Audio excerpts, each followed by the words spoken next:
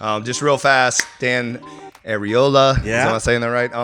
And you are the co-founder and president of Inktel Contact Center Solutions. Yep. A leading business process outsourcing provider driven by a passion for delivering exceptional customer service experiences. You oversee a dynamic organization dedicated to elevating client satisfaction and performance. There you go, my man.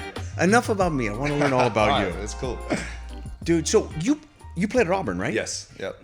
Did you play under Tuberville or did you play under So, Terry I Bowden? actually, so it's interesting. I had three coaches, head coaches. Right. So I was recruited by the offensive coordinator at the time, Jimbo Fisher, who then went No to, way. yeah. And Okay. then I came on as what they call a preferred walk-on. Yeah. So you come on with the scholarship Yeah. guys, but you have to earn a scholarship. Right. So that was under Terry Bowden. Okay. And I'll never forget that. After 2-a-days, I'm walking up the ramp. It's like one of those moments you never forget. Yeah. Little Terry Bowden, he was tiny, you know. He's like Yeah, he's a little guy. 5'2", Yeah, you know. yeah.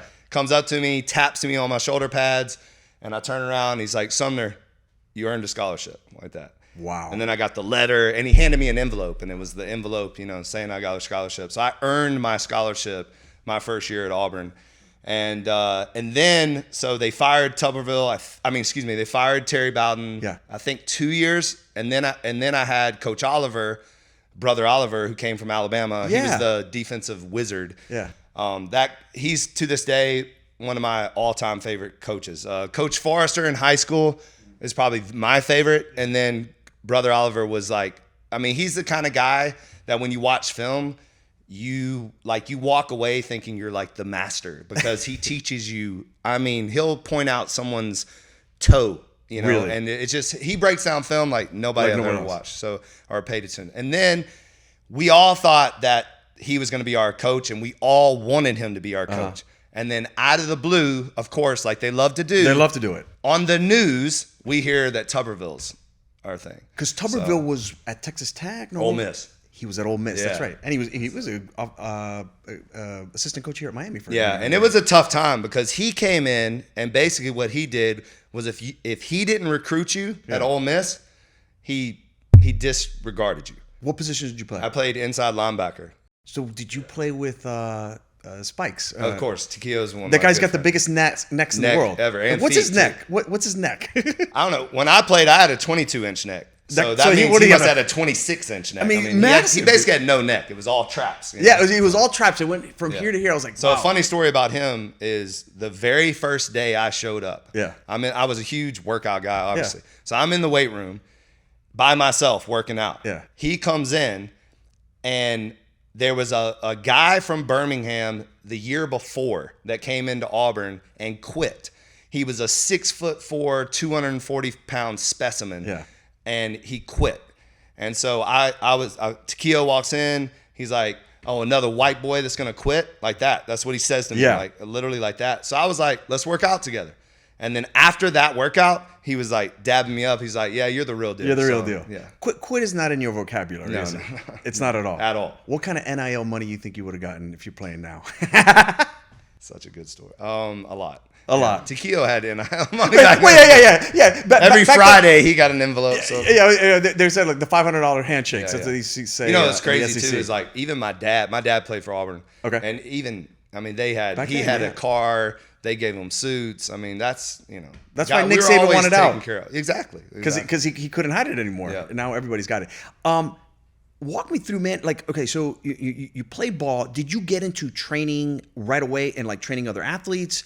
Obviously, my guess is it's part of your life. You love doing it. How did you evolve into that? Yeah, it happened early in my life with my dad. So my dad had us training when we were like could barely walk. Yeah. Like it was just there's a funny Christmas video of me saying, "Look, Mom, dumb bars." I was calling the dumbbells dumb bars. But what happened was, as far as like training other athletes, is when I broke my back the second time. So I broke my back in high school, my junior year in high school, rehabbed myself back, became defensive player of the year in Alabama, walked on to Auburn, all that. Yeah. Then my redshirt junior year at Auburn, I broke my back again. But this time, the one in high school was a hairline fracture. This time it was a full fracture. So it was my L5-S1 fractured in half.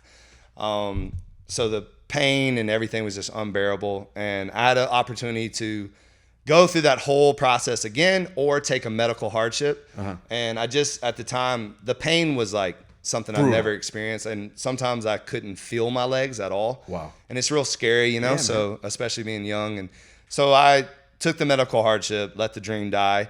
But I absolutely dove into exercise science and kinesiology. And I really had this new purpose of, I want this to never happen to someone else. So I just leaned into learning as much as I could. And then I was always, even as a freshman, I was the guy that gave the locker room talks. I was the guy, before we ran out on the field, as a freshman, I was the one hyping up the whole team. Like, I've always been in that kind of role. Just, you know, I wasn't even a starter, but that's what I did.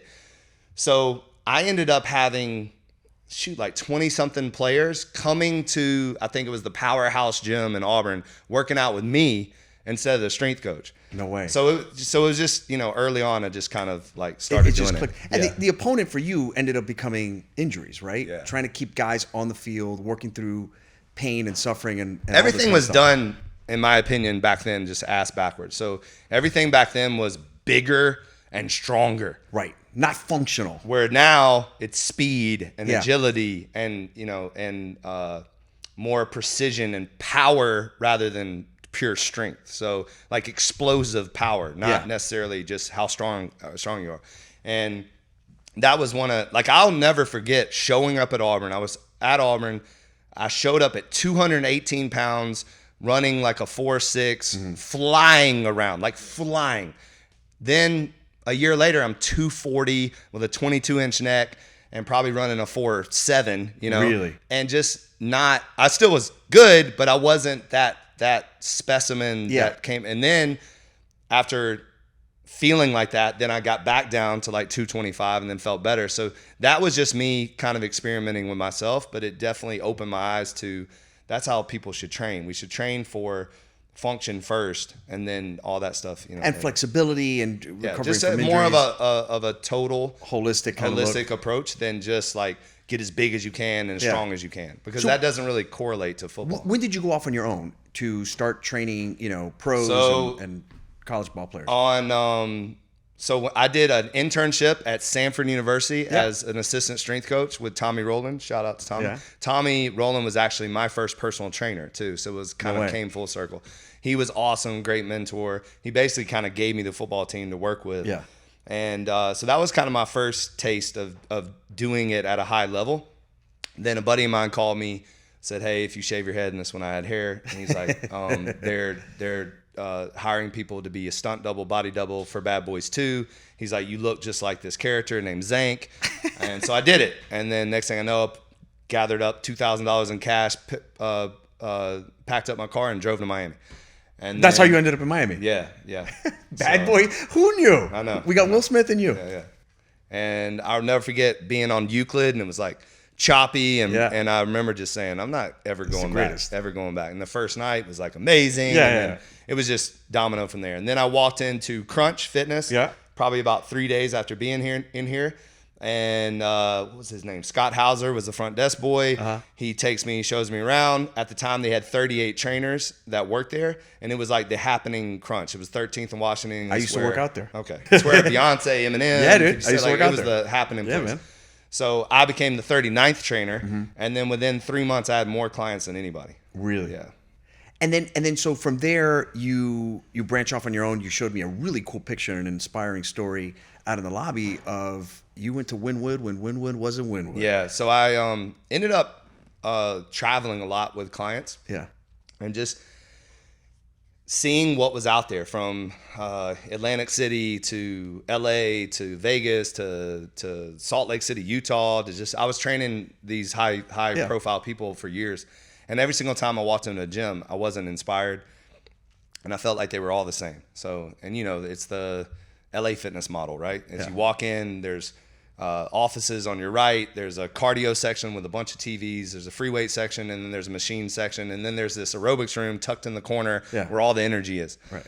So and then the gross, you know, and then they're all dirty as hell. So when I came back from traveling in 2005, I started to put the dream together. Back then, it was like old school white poster board. Yeah, man. Cutting out the magazine pictures and all that. And I had this vision of what I wanted my gym to be like.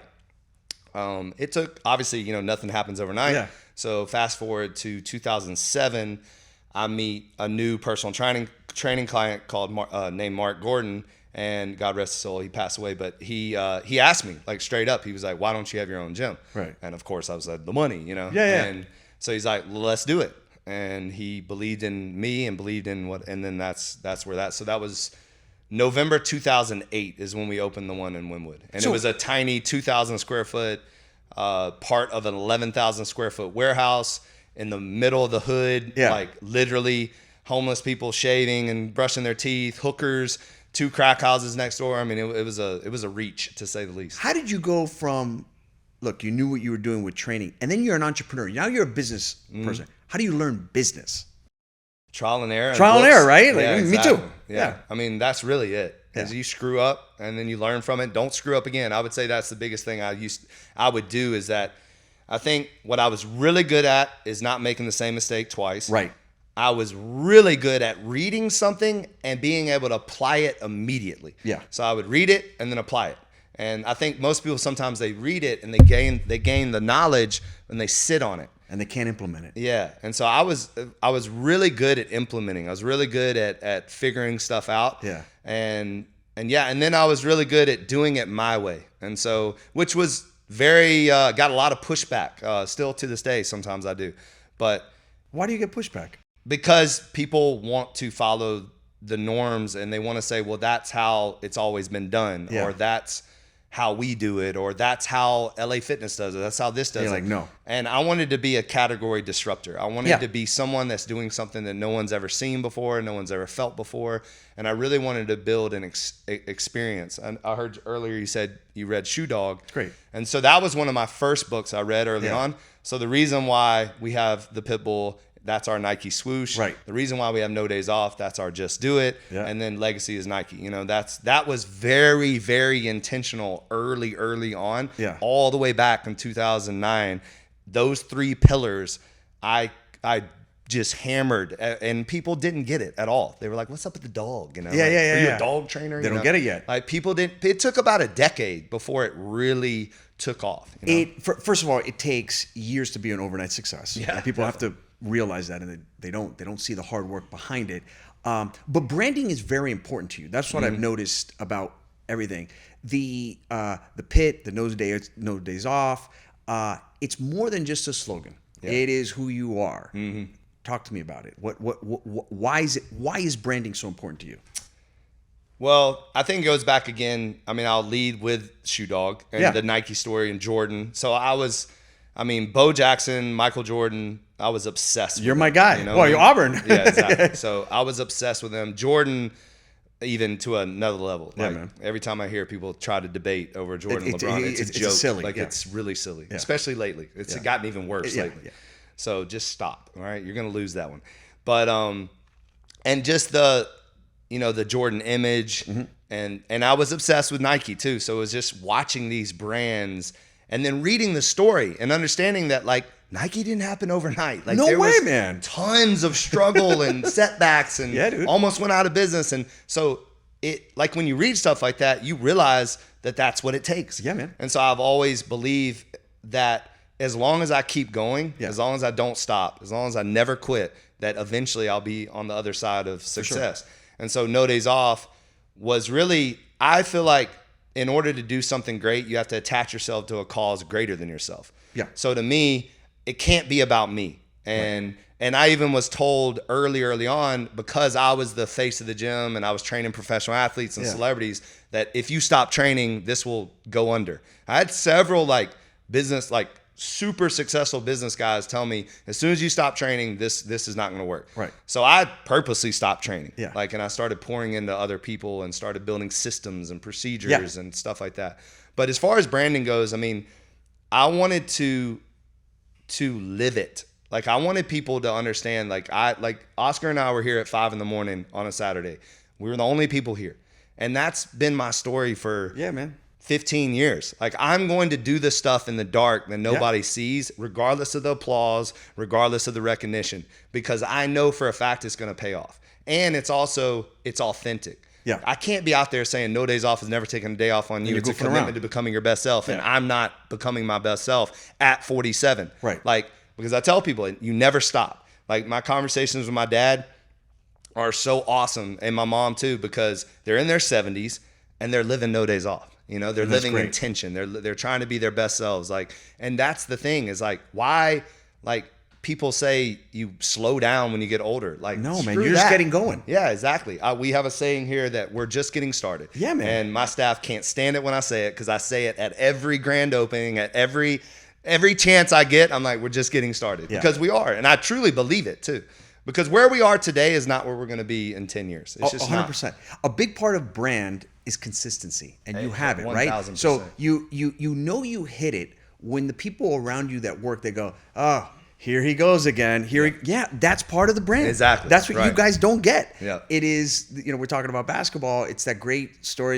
It's all over the internet. It's clips. It's Larry Bird, he's practicing and he goes, about to go to the showers, and then he goes, somewhere Magic Johnson is practicing free throws, and he goes back out. Yeah. And then they have Magic, and he goes, and they didn't even know that they were saying this. Magic goes, I would practice be over and get ready to go to the locker room, and all of a sudden I go, you know what? Freaking Larry Bird is somewhere practicing layups. I'm gonna go out back. And that's the stuff that people don't see. They see your IG page, which is great. You got great social media people, but they don't see that you and I are Saturday at 5 o'clock. There's a lot of other things you and I could be doing right now, but we're having a great conversation. Yeah. So 100%. So tell me a little bit about what got you started and what you're doing and where you are today. Yeah, man. I mean, so it's a company so my brother and I own two companies, right? Okay. So we own Inktel, which is a outsourced call center business, and I wish I could tell you that we had some master plan. But one of the things that we did when we built the business is that we didn't want to be like everybody else. So we know that success leaves clues. So we're going to study the best. So guys like Phil Knight at Shoe Dog, Starbucks was a big one. How do they hire people? How do they build systems? What do they do? How do they build an org chart? How do they scale? Those sorts of things. And we didn't study companies in our industry, which is interesting enough. And I've taken disciplines from guys like Bruce Lee to Michael Jordan to whatever. Like, how do they prepare? What are their lives like that? And over the course of many years, ups and downs, I'd love to tell you that everything's been awesome. Well, it never is. It never is. Right. But one thing I've always noticed, and I can see it with you, when people go, what's the one characteristic that you have to be successful? Look, there's guys that are smart. There's guys that are great at sales, marketing, engineering, whatever. I go, but the best of the best have one thing in common. They are resilient motherfuckers. They do not give up. You have to understand, you cannot give up. You can slow down, scale back, regroup, whatever, but you cannot give up. And you have to be have tenacity in your running through your veins. Because if not, you will get your clocking. Because guess what? There's a guy across the street that's got a gym. There's a guy in China that's got call centers that's like working around the clock. So you cannot give up. And then you have to invest in yourself. You have got to get better. You have got to read. You got to have, you're fit, I'm fit. You got to take care of yourself. You got to take care of your mind. What's your mindset? And then that stuff is very contagious, and it's contagious to your team.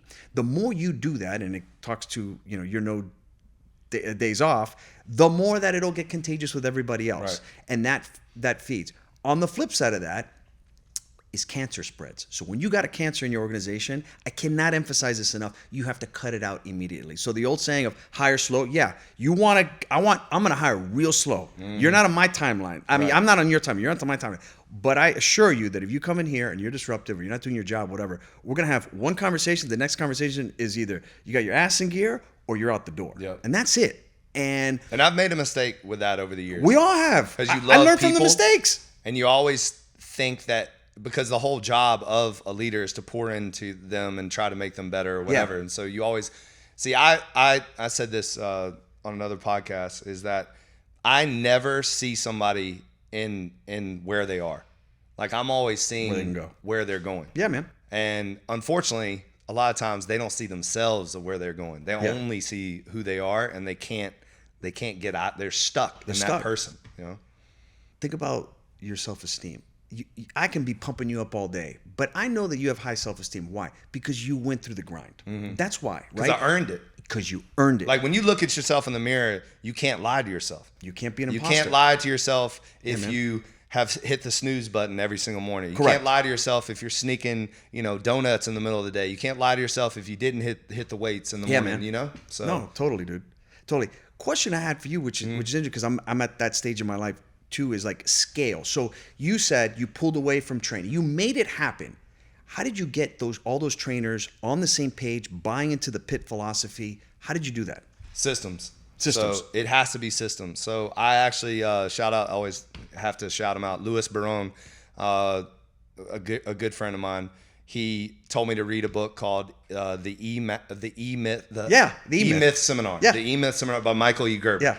I think he has 4 books. I've read them all. Yeah. But what happened was he told me to read that book, and I got the audiobook instantly. And that's another thing too, like that I feel like I do that other people's don't.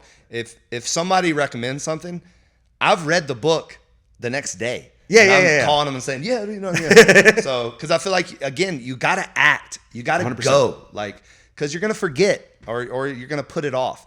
So I literally put that audiobook on, got on the art trainer. I didn't get off the art trainer until I was finished with the book. Wow. And then when I got off the art trainer, I started implementing systems. Yeah, man. System. We're going to answer the phone like this. We're going to, we're going to build, this is how we're going to clean. This is how we're going to greet our customer. Like basically building out a franchise model and making sure that everybody, then also making sure that, so we have strength day and conditioning day and performance day.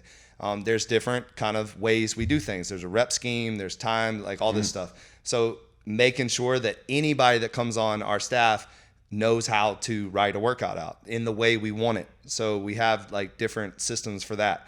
And then it's just required reading for my staff. So that was something I thought was, it's The Advantage by Patrick Lissoni. They have to read that. Ego is the Enemy by Ryan Holiday. They have to read that. Ryan Holiday's great. And then The Leader That Had No Title by Robin Sherman. They have to read that. Okay. So those are required reading for all my staff. I think what that does is it makes sure that we're taking care of them from a personal standpoint more than anything. Are you developing yourself first and foremost? Yes. Because if you're not becoming a better person, then you're not going to be a good employee.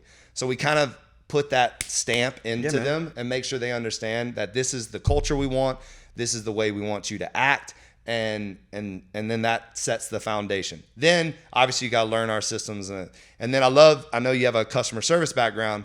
So I feel like that's why we are where we are today, is that we're not selling fitness, we're selling energy, we're selling an experience, and we have to make sure we have a thing that we say, people have to walk out better than they walked in. Yeah. If you're not leaving today's podcast and you're like, man, that guy just got me fired up. If you don't feel that way, then I'm not doing my job, and I'm also not making this world a better place. Yeah. Like I want people to walk in and then their experience that they have here, they're going out there and telling people. That's your marketing. That's it. Every single time you go see a new movie and it's good, 100%. How many people do you tell, bro, you got to see Gladiator 2, it's unbelievable, you know? And why aren't we doing that with our businesses? Why are we not doing the same thing? You go to a good restaurant, you're going to tell people. Yeah. So gyms, selling water, anything, it's all the same. It's all the same. And I actually have read a bunch of books on hospitality and restaurant business, because that's one of the hardest businesses there is. So if you can learn from the restaurant business, so like Danny Meyer's books, it's Set a great the book. Table, Unreasonable Hospitality, all these things, we apply them to our business. So I truly feel like, and again, we're not perfect, but I think we run our gyms more like a restaurant than we do a gym. Right. So look, you're thinking about it even differently. You're not competing with in theory, you're competing with the other gyms, but you're competing with the best of the best. So you're competing with Danny Myers, right? You're learning from him.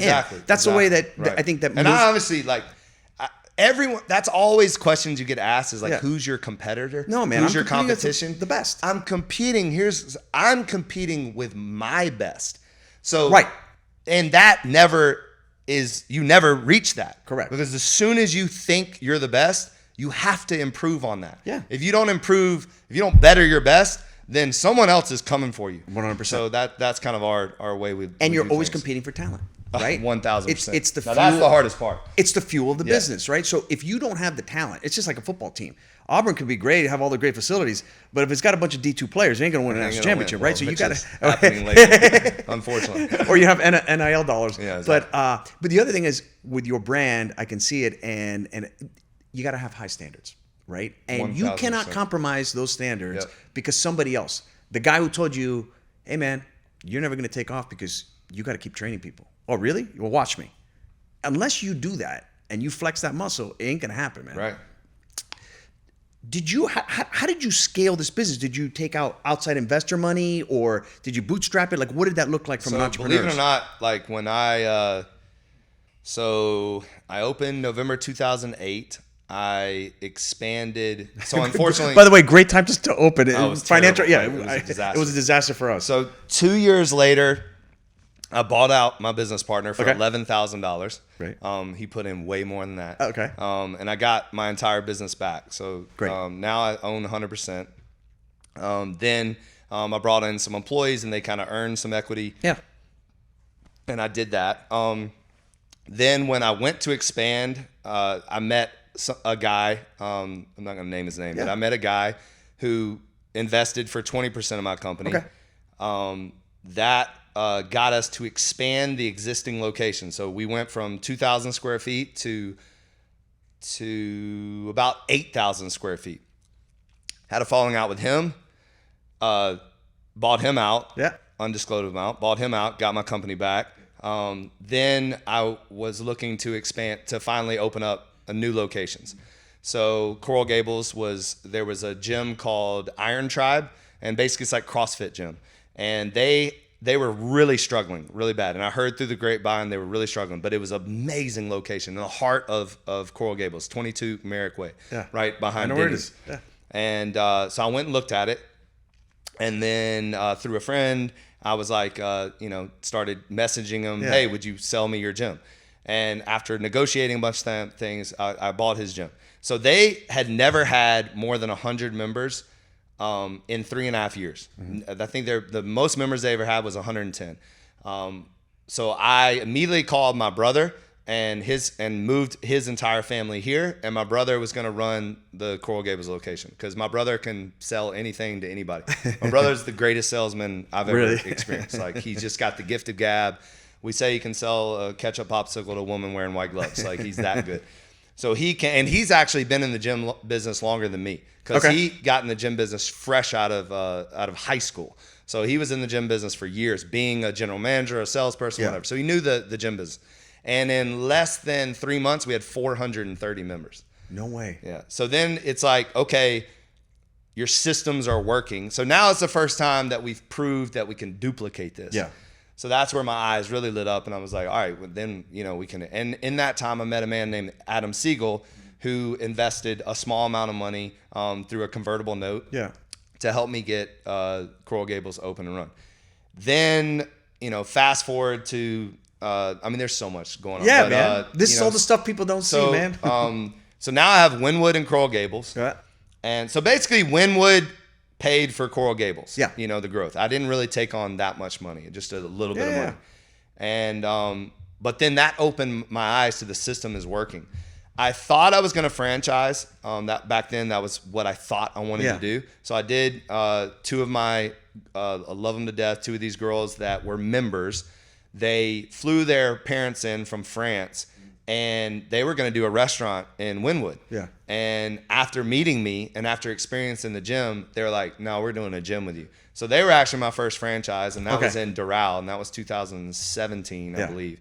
And then simultaneously, I took out a loan, a $330,000 loan from Iberia Bank, and I went to open Kendall, Pembroke Pines, and Fort Lauderdale all at the same time. Wow. And then Adam reinvested. Or did he reinvest yet? I don't think he's reinvested yet. And here's the reason why. So we start that process in 2019. Yeah. So we got Kendall open. It just crushed it, like surpassed all projections, crushed it. And then we start the two other construction, and then COVID hits. Right. So now I have I have 1,078 members in Wynwood, goes to 0, and we close down. I have 400 something members in Coral Gables, goes to 0. I have Kendall with 300 something members, goes to 0. And by the way, all these zeros are not just members; they're also dollars. No. Yeah. The drafts were like, very high. Yeah. Construction though, because construction workers can't get COVID. Yeah. Keeps going. Right. We were allowed to keep going. So now I've still got to do construction and pay for construction for the 2 gyms that are being. So then I was one of the people that actually got everybody back open because I let the mayor absolutely have it. Yeah, man. And when they did these big Zoom calls, I was the only one like fighting, like truly fighting. When people were texting me like, "You can't talk to the mayor like that," and I'm like, "Yes, I can. Absolutely, I'm a grown ass man." Yeah, man. And he's trying to ruin our lives. So, make a long story short, which is impossible, but we were shut down for 3 months. So that's a lot of revenue gone. And then, and I'm trying to get two gyms open. Yeah. They let us open back up. So they shut us down. I had 3 gyms. When they came back and let everybody go back to work, now I have 6 gyms. So, and in the meantime, gyms are falling. There was 114 24-hour fitnesses that closed down. Crazy. There was like 30 F45s that closed. Everybody's Flywheel went out of business. That's right. And I'm like growing. So it was weird, And then, but that's where the opportunities are, right? Yeah, exactly. Yeah. If again, you don't quit, no days off. And then also, that was when this is even wilder. Is that I identified. So when the pandemic happened, I knew everybody was going to freak out. Like I just knew it, and I'm not a freak out person at all. And I also thought it was all bullshit. But me too. That's a different conversation. That rabbit hole. Shut down the healthy people in the gym. Exactly, yeah, okay. Exactly. That's a smart RFK move. is back. Yeah. But anyways, whole nother topic. But what I knew is I knew people would be sitting in fear and not thinking about that. I knew this. I knew people would make permanent decisions in a temporary season. And I did not want to do that because I saw like Barry's went full blown online training, like on this online crap. Yeah.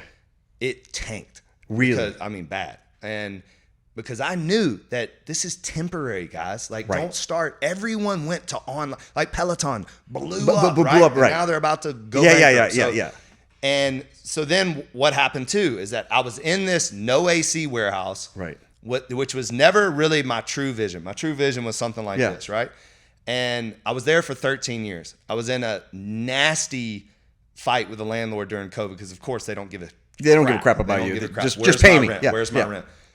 So I strategically started looking for a new place to move the gym in the middle of the pandemic.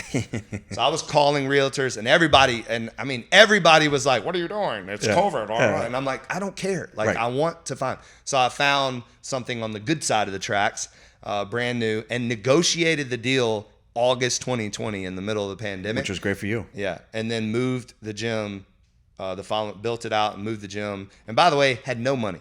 Had no money to do any of this. None. But I figured it out. Dude, amazing story. Resilient as hell. How'd you get into water?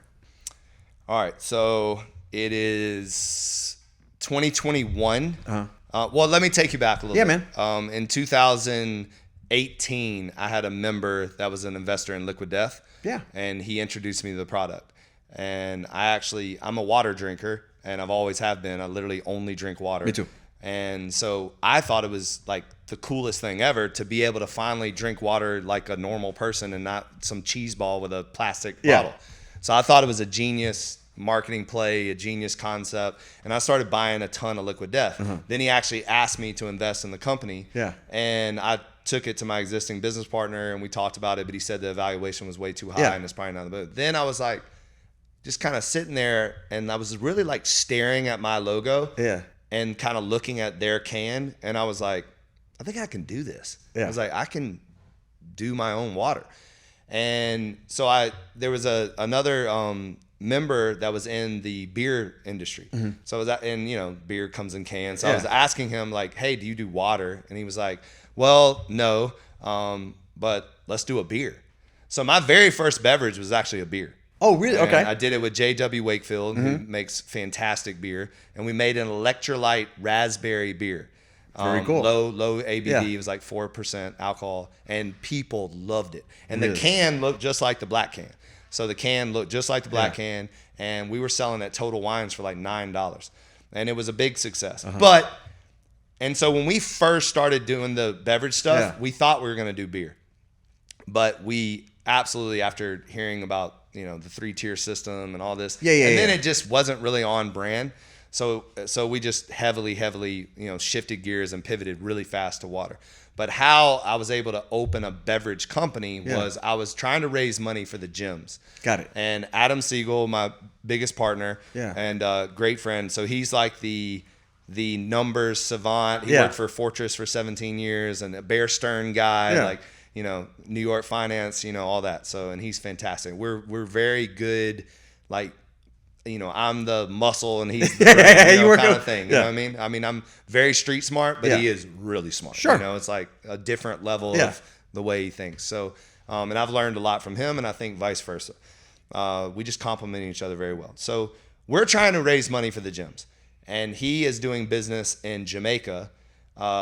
He's running a NFE, it was a New Fortress Energy. He was running an LNG plant, natural gas plant. For his boss, Wes Edens, the owner of the Milwaukee Bucks. So he introduced me to a man named William Mahfood. William Mahfood owns Wisynco, which is the largest food and beverage distribution company in the English-speaking Caribbean and Jamaica. So we get him to Coral, and he also has family and kids that live in Coral Gables. Okay. So we bring him to the Coral Gables location. I'm talking about the gym. I'm trying to sell him on this whole journey. Yeah. And I mean, the guy was just, all he did was stare at the beverage cooler.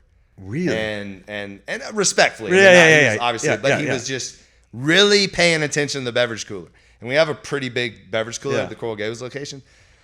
So he turns to me in his Jamaican accent and says, have you ever, who do you get your beverages from? Yeah. And then have you ever thought about doing your own beverages? And then I was like, hell yes, I want to do my own water. And then we start, I want to do that. I want to do it in the can. Have you ever heard of Liquid Death? Then I start selling them on that. So, after 7 meetings and all this stuff, we end up going to dinner with his son, Joseph. And we really just start talking about what I wanted for the brand and where I wanted to take it. And I had an apparel company also. And I really leaned into what I believe is going to ultimately be where we go with the brand is the movement. It's I've always wanted something that went beyond a product, beyond a service, beyond a brick and mortar business, something that you could attach to your life, whether you're wearing it, consuming it, or going to it. Just Do It. One of my favorite movies, Pay It Forward. I don't know if you've seen it. Of course. That's a good movie. Yeah, it's a good movie. When I watched that movie, I was like, I want to be that guy. Yeah. I want to make an impact like that. Yeah. Don't want to die afterwards, but I want to, but I solid for people. And so I was telling him that, and he's like, look, I'm not really into gyms. Yeah. He's like, I don't understand the business. I've never been a part of it, and it sounds like it's a tough business, but I know beverages, and that's what I do. He's like, let's open up a beverage company, and let's do this. And so me, Adam, and William, we opened up Indio Bev LLC, and we started on this journey of developing our own water in a can. So we were playing on the sustainability. Yep. And then also what we did was Liquid Death disrupted the budget water space. So they disrupted the Zephyr Hills, the Poland Springs, the Aquafinas, the Dasanis, right? I looked at it and I was like, okay, we don't want to go head to head with an established brand that's already valued. I mean, now they're valued at over $1 billion. Crazy. Back then they were valued at $200 million. Exactly. So I was like, we don't want to play that game. Yeah. And also they already kind of own that world. They're the Doritos of canned water is how I saw it. I was like, let's be the steak. I was like, let's go after it we are the premium player in this new way of doing water. Yeah. So immediately I thought of, well, how can we put a stamp on the fact that we're going to be the premium canned water in the game?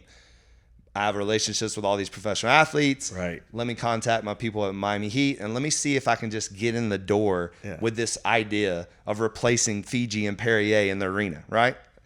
And you had never done any of this before. No, which is a great story. Yeah.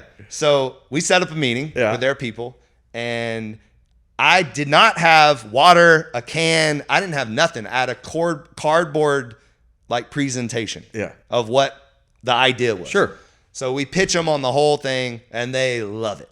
You know, they're like, no days off, matches the Heat culture. Yeah. Like, this is unbelievable. But obviously, they're like, okay, you Where's need the a water? product, and where's the water? So obviously, in the background, we are developing stuff. Yeah. So we had met a guy named Rodolfo that did water for Pepsi in Venezuela for 20 years. Okay. He came up with his new reverse osmosis system. It's a seven-step reverse osmosis system with ozone and ultralight and tonal pasteurization to absolutely take any water on the planet and get all the impurities out of it. And if you can do good water in Venezuela, you can do good water anywhere. Yeah, right. So we're doing this in Pembroke Pines, and we are developing our water. So it was very important to me coming out of the wellness industry and somebody that's going to be constantly drinking this. And the CEO of Liquid Death has constantly said he doesn't care what's in the can, that it's not even a water company. It's just a marketing company, which I get, and salute to him and congratulations. But for me, I want to have a premium water company. I want what's in this can to matter. And so we painstakingly went through about a 1.5-year process before we actually put out the water that we wanted. And now we have like a booklet like this big on how to make our water. Isn't that crazy? But it's literally, I kid you not, we do 400-page testing on all the waters out there, like all of them. Wow. And we are the purest water in the world. Like it's not even a debate. Like, no one has the amount of dissolved solids that we have. Everybody has something in their water bad. Everybody. Really? Everybody has something bad in their water except for us. So, and that's what we're going to lean on. And then we're coming out obviously with our glass bottles, which kind of puts another stamp that we're premium. But yeah, so because it's funny how I got introduced to the brand was the Heat games. I saw it, Awesome. and then I work right behind in Doral, right by your thing. And I was like, oh, the water guy sponsored the gym, and then I got the whole brand. I'm like, oh, wait a minute. Okay. Yeah.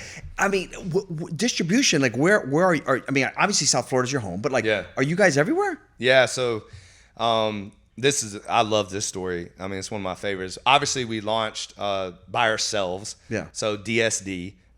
With direct service distribution or something like that. I can't remember what it stands for, but we bought a Sprinter van and decked it out, and started selling our own water. And then we started with there's a Kickstarter program by a company called SAS that kind of gets you in the door in certain areas of Florida. So it's just how to start, right? And then we did the Heat deal. But then one of my favorite things is we launched on Amazon. We sold, and this is a true story. Yeah. We sold in every single state, including Puerto Rico, in the first 60 days on Amazon. Yeah. I mean, it's wild. And that's a tough sell because a beverage on Amazon is tough as shipping's a pain in the neck. $28.99. Yeah. It's expensive. Yeah, it's expensive. Amazon rapes you, but anyways. But that's really how we got the brand initially out there. Yeah. And then door to door. We have a phenomenal team.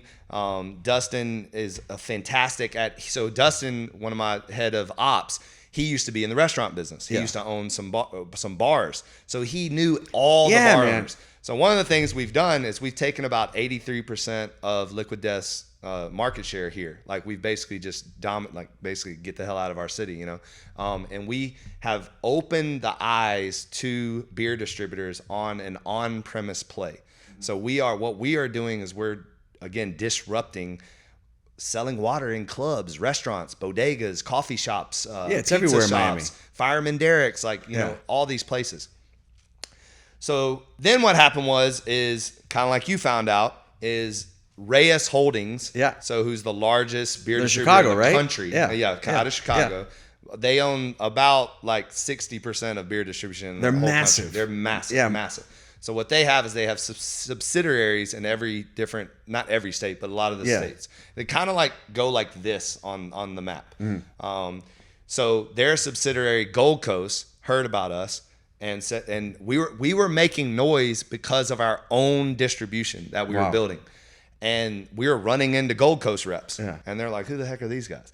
And so they asked for a meeting. And then we absolutely crushed the meeting, and we signed with Gold Coast. So Gold Coast is the largest beer distributor in the state of Florida. Okay. And we opened up 1,090 accounts in the first 30 days with Gold Coast. Damn. And then simultaneously, we're still opening up our own stuff. So we really have made some noise with them. Yeah.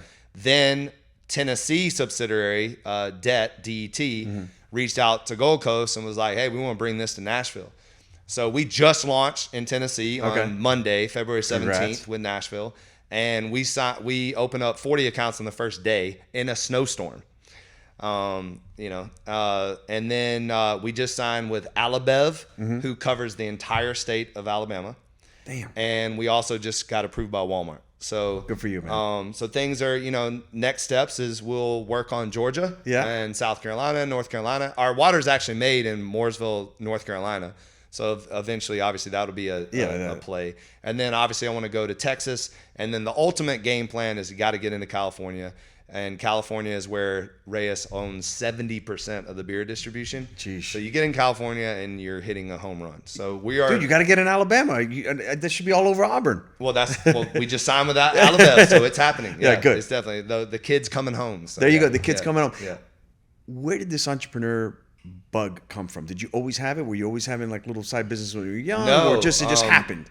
I believe that, and this is why I really believe in sports, is that.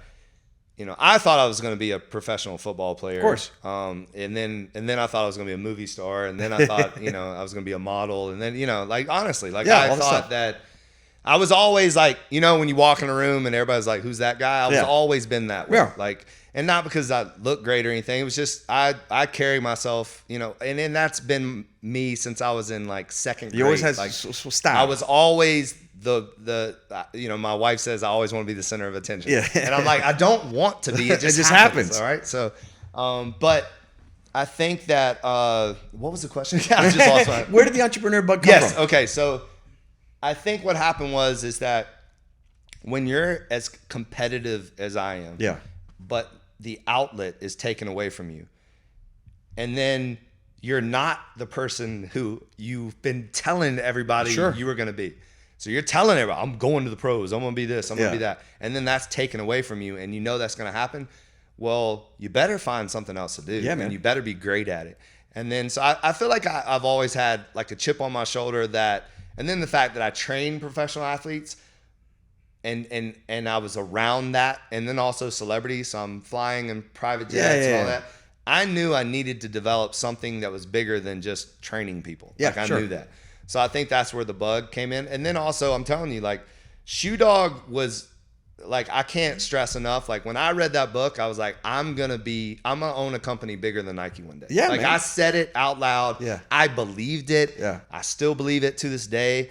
And so it was really just it just spoke to me. It was like, you can do this, man. If you do it every single day for the rest of your life, something's gonna happen. And that's what I've been committed to. The wins add up. Yeah.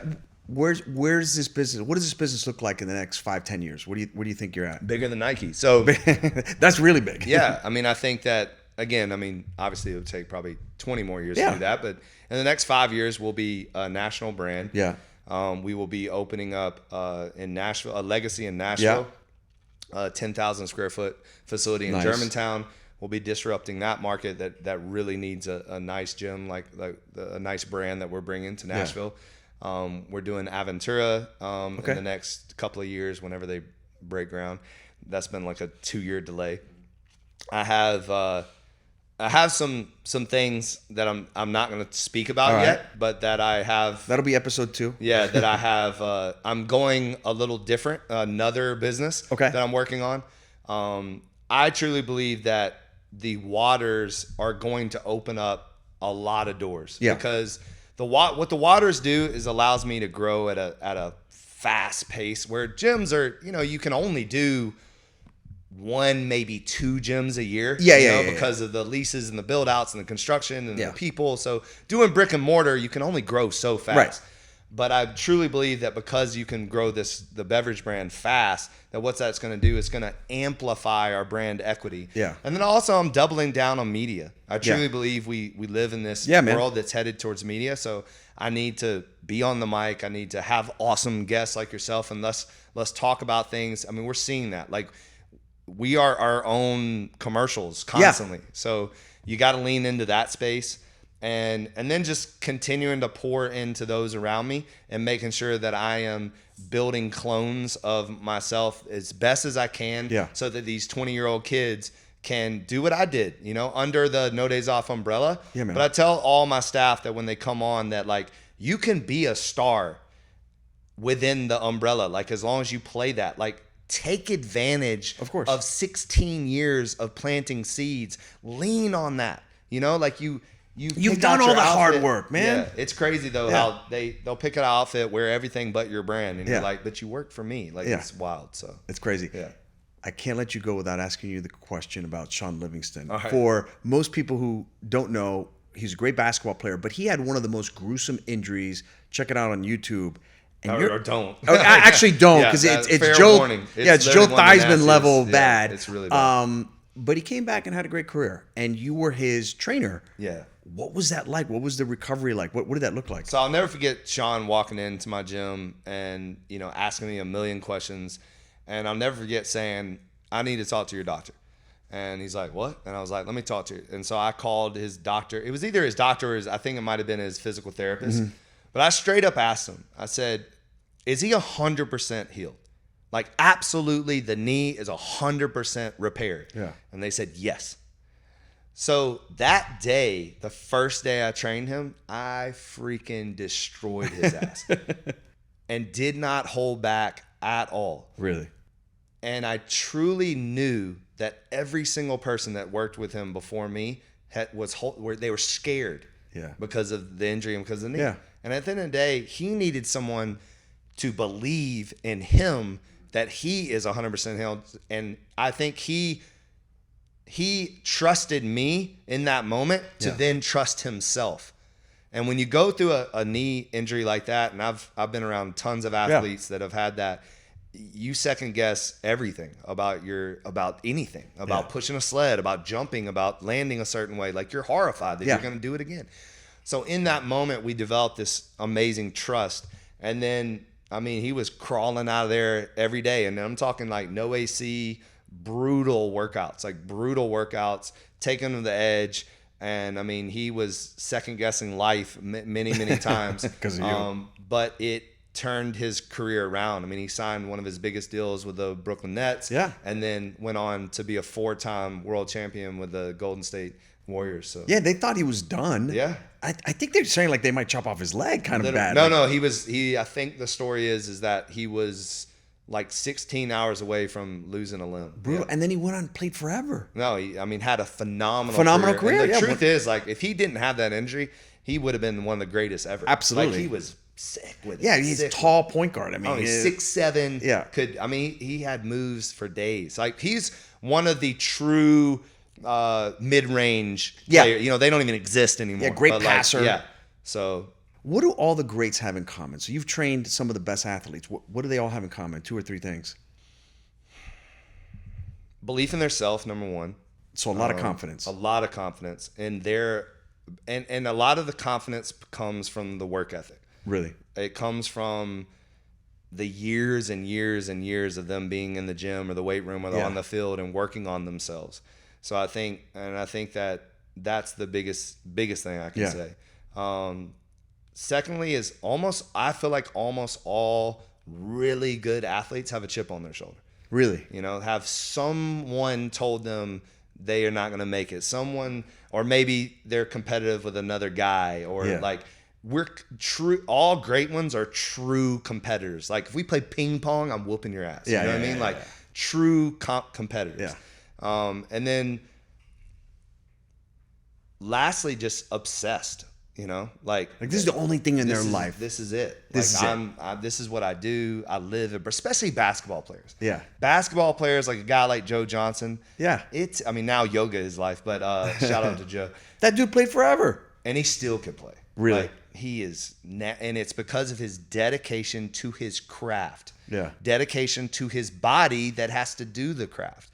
Like, that's something I'll never understand, is when these athletes are not taking care of their bodies. Crazy. Especially the amount of money they make. Yeah. Like, it doesn't make any sense. And there's a lot of young athletes that are not, and they Blows don't my last, mind, man. And they don't last. But you truly can see, I mean, in business, the 1%ers are few and far between. 100%. You know, the reason why there's only 3 athletes, 4 athletes hanging on my walls is because there's not a whole lot to choose from. There really isn't. Yeah. And that's kind of mind blowing if you really think Right. about it. But people don't, you know, Tim Grover says it, like there's only a few. There's only a few, and those are the really greats. Want it, you know? They really want it. They're hungry. They're willing to obsess over it. I mean, almost like a sickness. I think one of the problems with some of these guys when they retire is, where do they get that? How can you reproduce that in everyday life? It's tough for them. Yeah, I mean, I wish there was more outlets for them. Yeah. I've had some horrible stories with some of my NFL guys just They blow all their money, losing all their money, and then not having any purpose. Yeah. And I think all the leagues could do a better job of supporting these guys when the career is over, from a health standpoint. Yeah. You know, more assistance and like insurance and doctors and just, you know, being able to lean in on that. And then secondly, business opportunities. You know, like getting them in front of people like me, getting them in front of people like that do sales, getting them in front of anybody. Just opening doors for them that they don't have to necessarily be passive investors. Right. Like they could actually open up their own business. I've got a great story of Stephen Tulloch, one of my former clients, and linebacker. Yeah. And he's Circle House Coffee, and he's thriving. And that's the thing, is that I don't know if they all know that it's the same thing. It's the same thing that you learn, that discipline, that you know, teamwork, the structure, the teamwork, how to build systems. How to coach. I mean, at the end of the day, it's like you're now. What happens is you go from athlete to coach. Right. That's really it. You're transferring the playbook. You're transferring. Yeah, exactly. So I mean, I love freak Ricky Jean Francois. Yeah. I think he owns now 40 Dunkin' Donuts. And No way. And then he has other projects, and he just loves learning about business and entrepreneurship and growth. And so I mean, Matt Kemp has amazing businesses, barbecue, good gyms, like, and he made he made a few bucks. Bit of money. Yeah. And then Charles Johnson. Yeah. I mean, it's interesting. A lot of my guys are very successful outside the field. So. Well, my guess is the kinds of guys that were drawn to you had a little bit of this gene. They had to, because so the guys that came into my gym, so I never treated anybody different. Mm-hmm. Meaning, if you walked into my gym, you're busting your ass, or Joe Johnson walked into my gym, I'm busting your ass. Like we're working. Like I'm not gonna, you know, treat you any different. I'm yelling at you just like I yell at the 17-year-old kid that comes in here. So it was a wake up call for them. And I got into a lot. I mean, Ricky Jean now, like we almost fought every day. So I got into a lot of verbal arguments, a lot of pushback. Everybody thought I was crazy. But to this day, I'll do the same thing all over again. Like, you know, but that's why I don't train anymore though, is because these kids can't handle. They can't handle it. What I used to do back then. Like nobody can. So it's hilarious now.